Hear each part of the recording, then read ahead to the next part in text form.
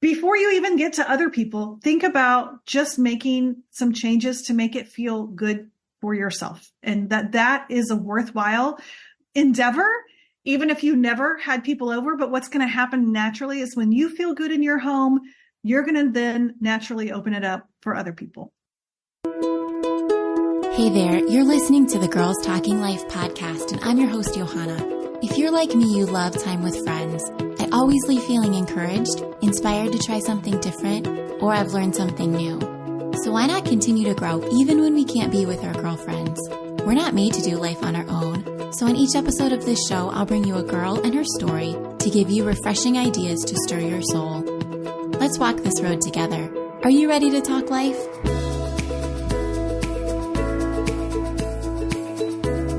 Welcome to a Girls Talking Life Extra.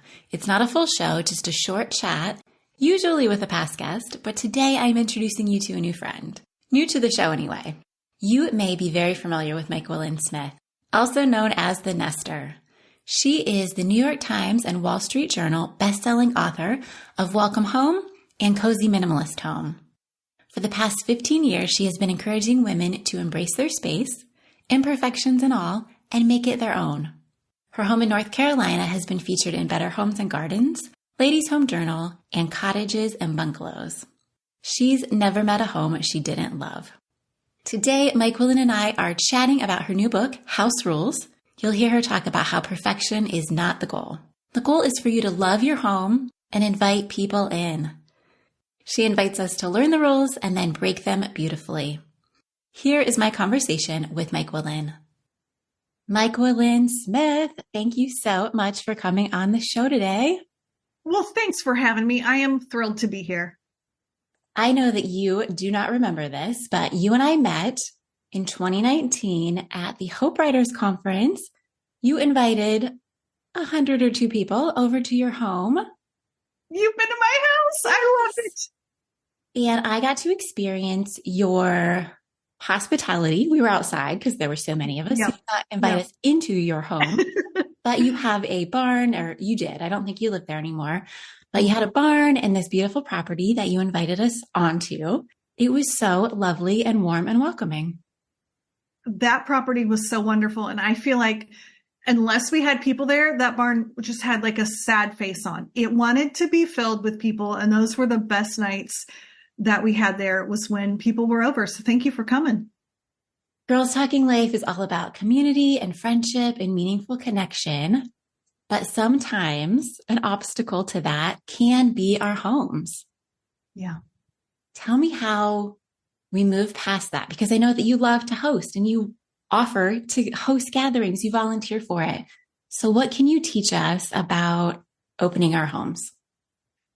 Well, I think it's tricky sometimes talking about decorating, because it can feel like, all you care about are the way things look. I am beyond that. I don't care about how things look at all. I'll just have people over and hate my house. But the thing is, that never works. I have yet to meet someone that hates where they live, doesn't like their house, is unhappy with it, and is using it fully. When we enjoy where we live, when we make it feel like us, and I'm not talking about perfection, I'm just talking about making it better, making it feel good, we are then free to have people over. There's nothing worse than inviting a girlfriend over. You're sitting in your living room and you are so distracted by the fact that you hate your sofa and it's uncomfortable and it's got rips in it that you cannot even hear what she is saying. So, decorating has its place. It is not the most important, but in his book, Atomic Habits, James Clear says, environment is the invisible hand that shapes human behavior.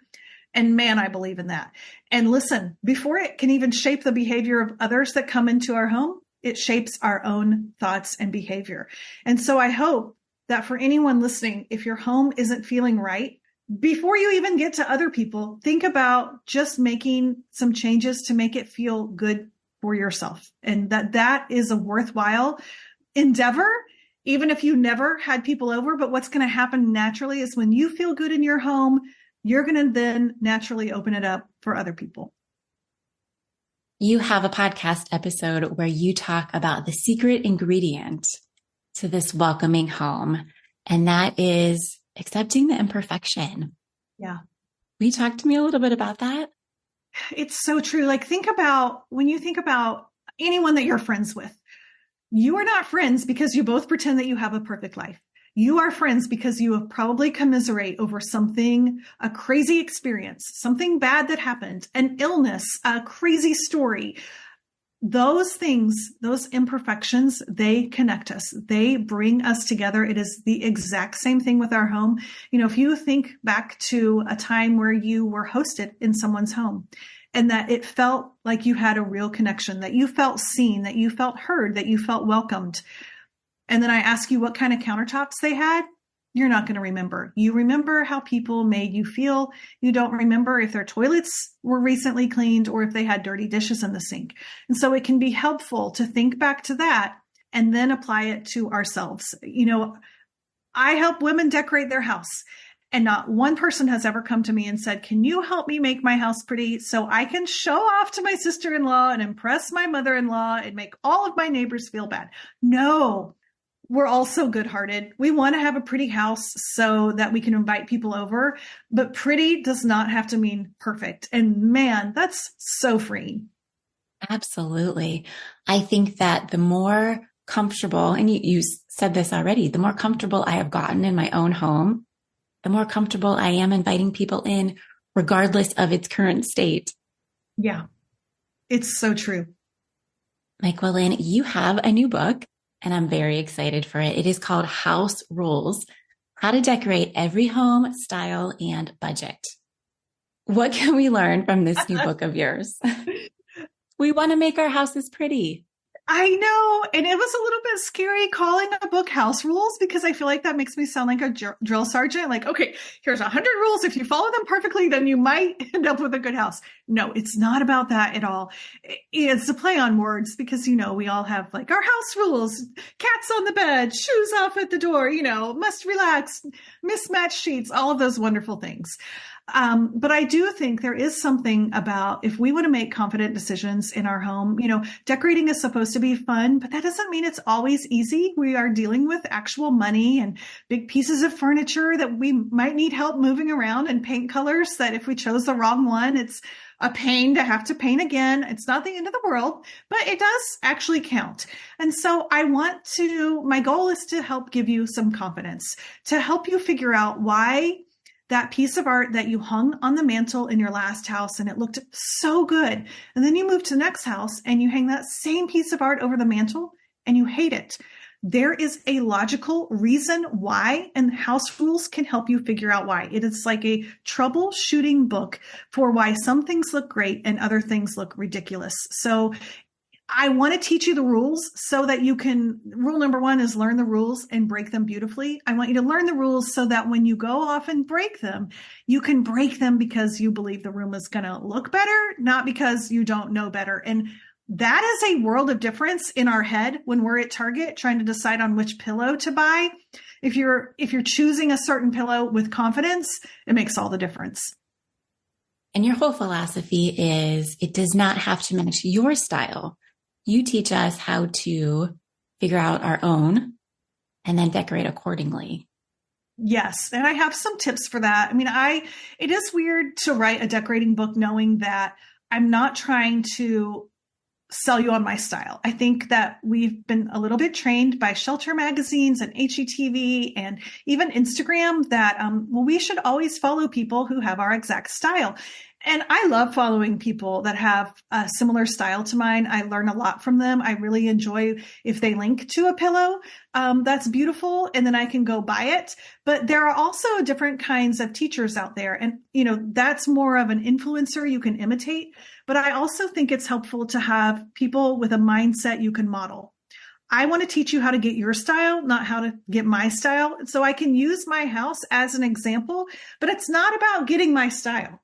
It's about understanding how to make decisions. So when you buy that pillow from the influencer that looked so good in their house, and then you put the pillow on your sofa and you're like, oh my gosh, why does that not look right? Yes. I can tell you why it doesn't look right. My pillows might not look right in your house, but my pillows look right in my house, and I know why, and I can teach you why. I need that. You talk about filler furniture versus foundational furniture, and you tell this story about shopping at the Depot, not to be Yeah. confused with the Home Depot, and how your old self would have purchased all these little items that were like $14 each. And Myquillyn, that is me. What do I do instead?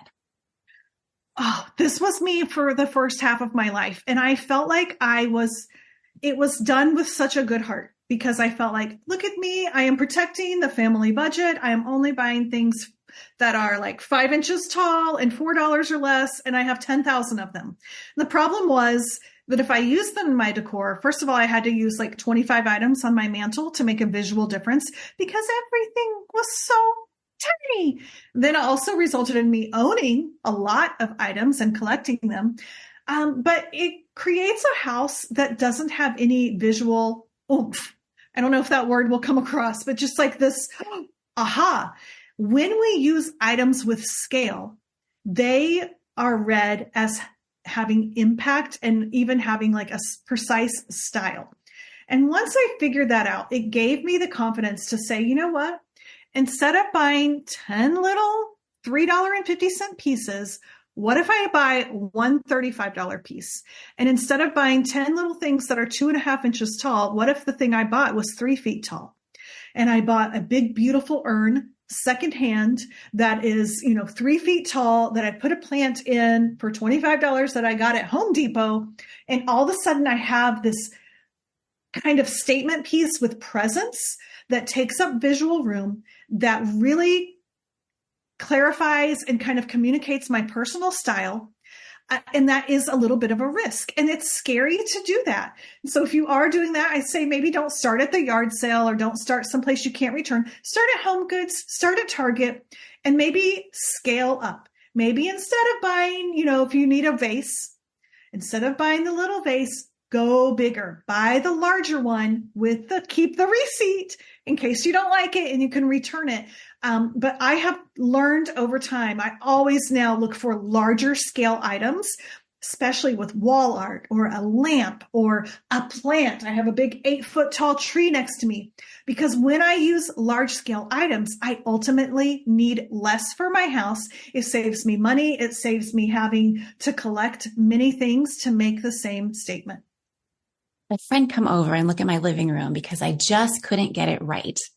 And I had a ladder shelf with lots of little things on it that I did not particularly like arranging every season.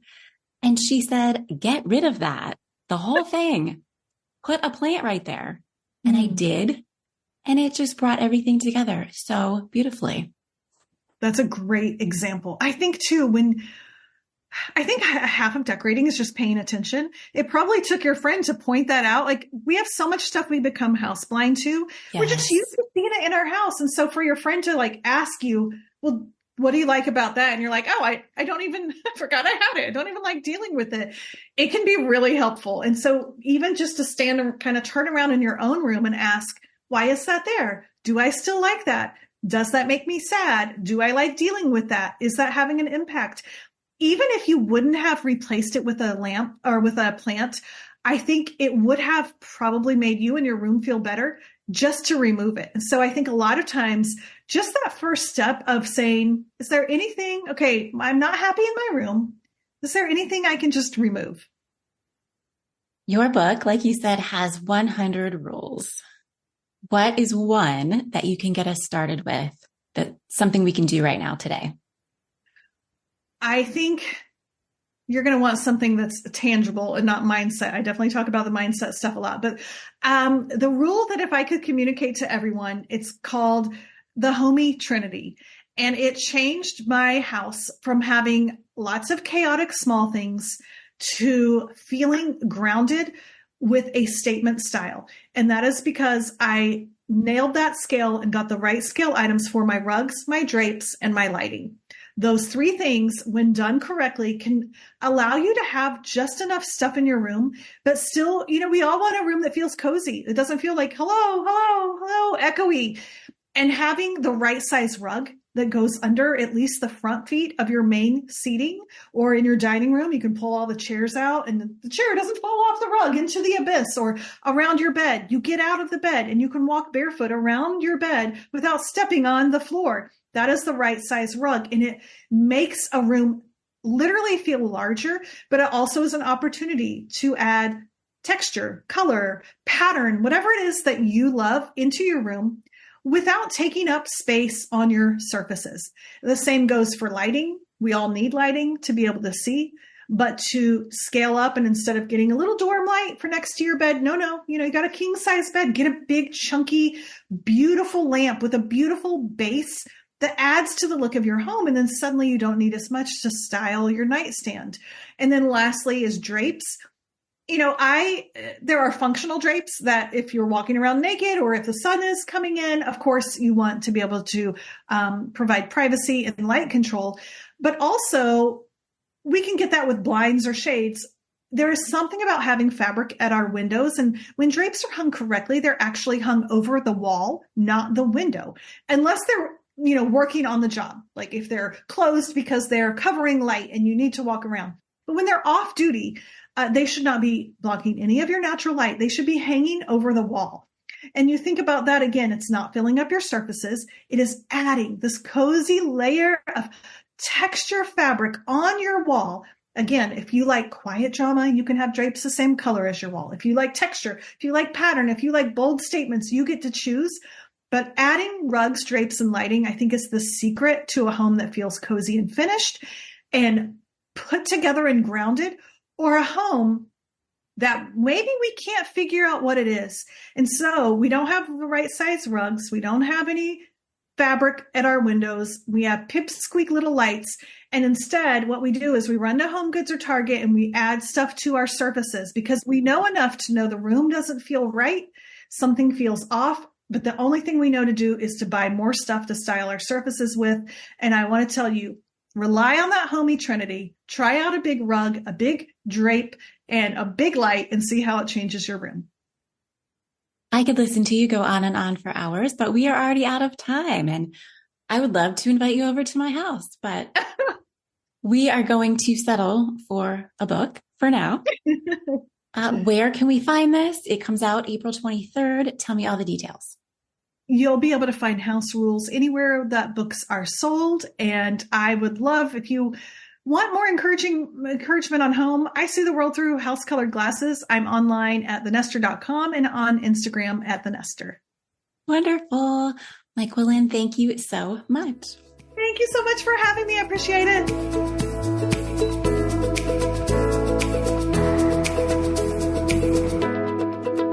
Isn't Myquillyn lovely and helpful? If you're reluctant to invite people into your home, if you have a space that just doesn't feel right to you, this is my dining room right now, or if you just need a nudge from a kind big sister with an eye for making things beautiful, this book is for you.